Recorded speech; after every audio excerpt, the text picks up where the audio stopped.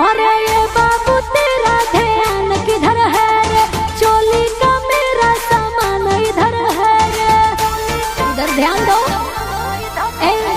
ए बाबू तेरा ध्यान किधर है रे, चोली का मेरा सामान इधर है रे। गाँव वाली के आगे है फिर शहर वाली।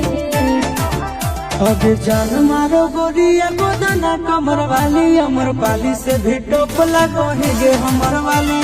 जान मारो गोरिया गोदाना कमर वाली, अमर पाली से भी टोप लगोगे हमर वाली। चल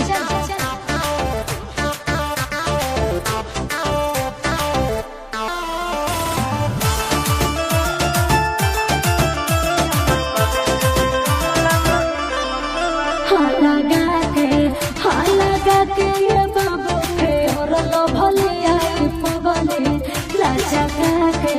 लाचा के चलू जब कमर पतले गिरे बिजली। अरे हट ना तो मर जेबे।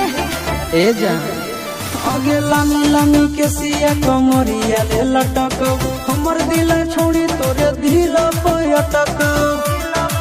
की बनना से मार देगी तिरछी नजर वाले, बेहोश हो जाइबो। अबे जान मारो गोरिया गोदाना कमर वाली, अमर पाली से भी टोप लगोगे हमर वाली।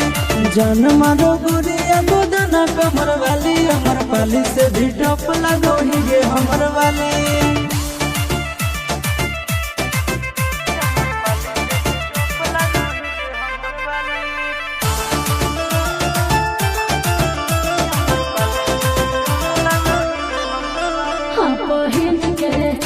बहिन के गाना वाली आए माता वाले, हम किन के कमी लाली लाई उठावाले।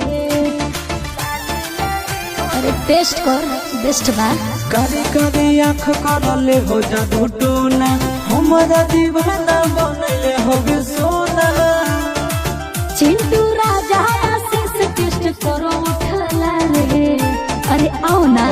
जान मारो गोरिया गोदाना कमर वाली, अमर पाली से भी टोप लगोगे हमर वाली। जान मारो गोरिया गोदाना कमर वाली, अमर पाली से भी टोप लगोगे हमर वाली।